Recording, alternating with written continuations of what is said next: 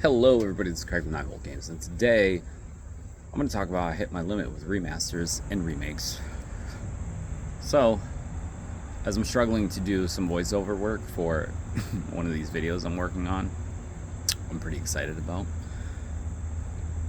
I was going to play some games today, and I got really excited about Dominus Collection for Castlevania.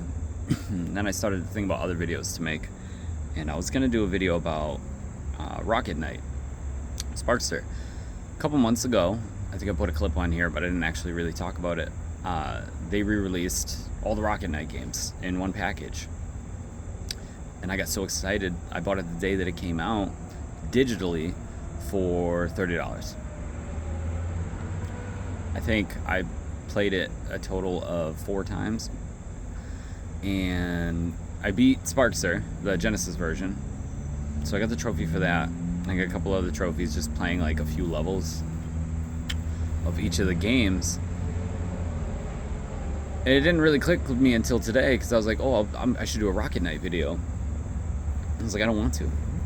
I've done Rocket Knight videos. It's a Rocket Knight, especially Sparkster.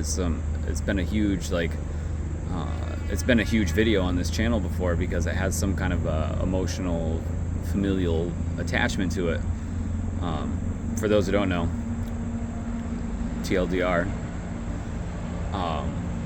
Back when I was a kid, my grandma bought me, or my meme, French grandma, bought me Sparkster Rocket Knight for Sega Genesis for Christmas, and I dismissed the game for like 6 months because I was like, oh, it had an animal on it. It had an animal on it with sword. That's the only reason my grandparents bought it, because they don't have an interest in that. Ended up being one of my favorite games of all time. And it was one of the games that Akira did music in first for Konami, and then moved up to Silent Hill. So it's got some good gaming history behind it, and then it's got some good personal history behind it for me. So those are the types of videos that I usually enjoy making. And the more that I thought about it, the more angry it made me. That I was like, I used to buy collections like the Dominus collection. Any of the Castlevania re-releases I buy, because I don't have hard copies of all of them, and some of them I'm not going to buy hard copies of because it's ridiculous. You know what I mean? Like, I have a hard copy of Symphony of the Night, and I feel like, and hard copies of 1, 2, and 3 on NES. I have Dawn of Sorrow, Order of Leskia, Area of Sorrow. I have a bunch, but when I buy those types of collections, or any Konami or Capcom collections, it's more of the access to the games than actually getting the games themselves. But then we have other games coming out like Shadows of the Dam and Lollipop Chainsaw. And I pre-ordered hard copies of those from Limited Run. They weren't super expensive, and I know that they're going to be worth money after. So then that's more of preservation. So I started to split it there, and I was like, I think I found my limit, because Sparkster, while it holds a huge place in my heart, from one of my favorite family members, I don't give a shit about the PS4 or PS5 re-release that I bought. So now I feel like I just wasted $30, $32 taxes. And I got bummed out, because there's a lot of, every fucking time, I should just shut my air off when I come out here, but it kind of bums me out, because there's a lot of re-releases of games that people largely missed. Like, I talk about System Shock on here. I played it when I was a kid, and I didn't take it serious, so I'm glad they re-released it, because I'm not going to go back on PC and play System Shock, even though that would be the easiest way to do it. But Night Dive has been killing it with their re-releases of games, and they add a little something every time.